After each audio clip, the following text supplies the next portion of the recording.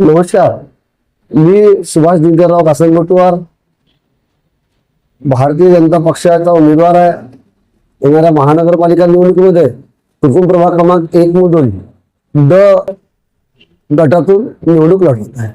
भाऊ, चंद्रपूर शहर महानगरपालिका मधून तुम्ही लढत आहात. जनतेच्या समोर काय आश्वासन ठेवणार आहात? जनतेसमोर आश्वासन हे आहे की मागील 8.5 वर्षामध्ये मी पूर्ण विकासाचे काम केले. मी धार्मिक आणि विकास हे दोन माझे नेहमी मुद्दे असतात.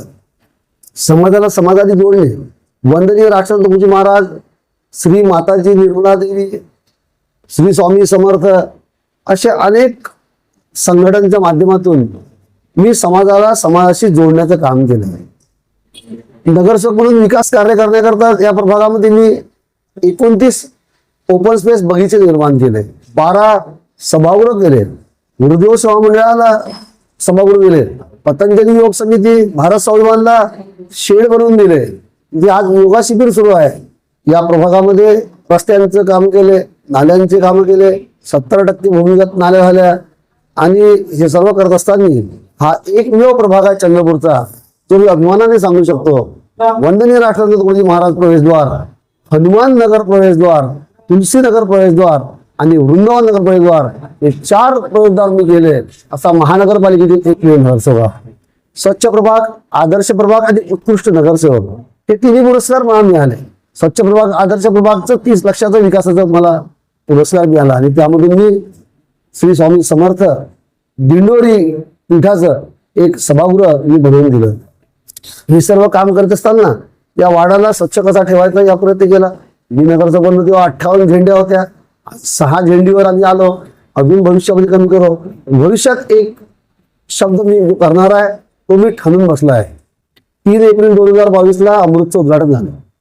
तेव्हा आम्ही नगरसेवक नव्हतो, 15 दिवसाचा नगरसेवक नव्हतो. आज मी निवडून आल्यानंतर महानगरपालिकेमध्ये आमचं सरकार सत्ता आली.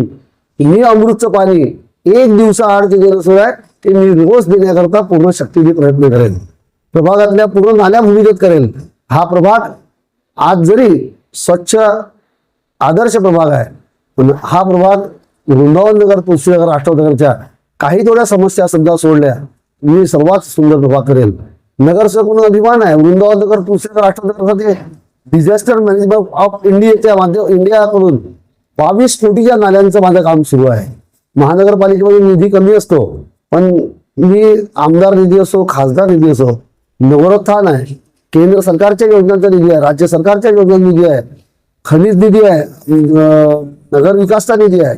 हे सर्व निधी या प्रभागामध्ये मी जास्त प्रमाणात आणला आणि मी माझ्या जनतेला न्याय देण्याचा प्रयत्न केला. 8 वर्षानंतर निवडणूक होत आहे. मी महाराष्ट्राचे मुख्यमंत्री देवेंद्रजी फडणवीस मुख्यमंत्री असताना मी नगरसेवक नव्हतो, पण मी 32 कोटीचे काम केले. मी माझ्या विरोधी पक्षाला आज सांगतो आणि चॅलेंज करतो, तुमचे मुख्यमंत्री होते उद्धव साहेब ठाकरे, त्यावेळेस तुम्ही या प्रभागामध्ये 1 लाखाचं काम नाही केलं. तुम्ही फक्त मत मागण्याकरता घराघरापर्यंत पोहोचत आहे, पण विकासाच्या माध्यमातून तुम्ही कधीच फ्रंटवर आले नाही.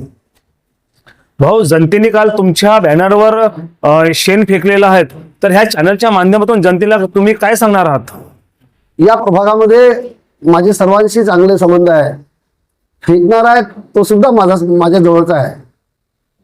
जे झालं त्या घटनेची चौकशी पोलीस विभाग करेल आणि निवडणूक विभाग करेल.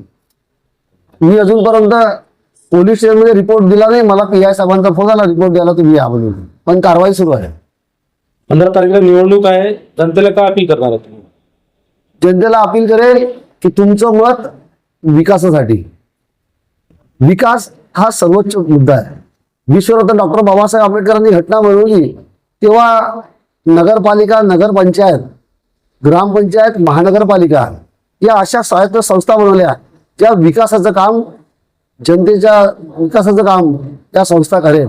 मी आज जनतेला आवाहन करतो की तुमचं एक अमूल्य मत 15 तारखेला जरूर करा आणि एका अमूल्य मताच्या भरोश्यावर चंद्रपूर महानगरपालिकेमध्ये भारतीय जनता पक्षाची सरकार आली पाहिजे. अशा पद्धतीने तुम्ही माझ्या प्रभागातील 4 उमेदवारांना भरघोस मताने निवडून द्या.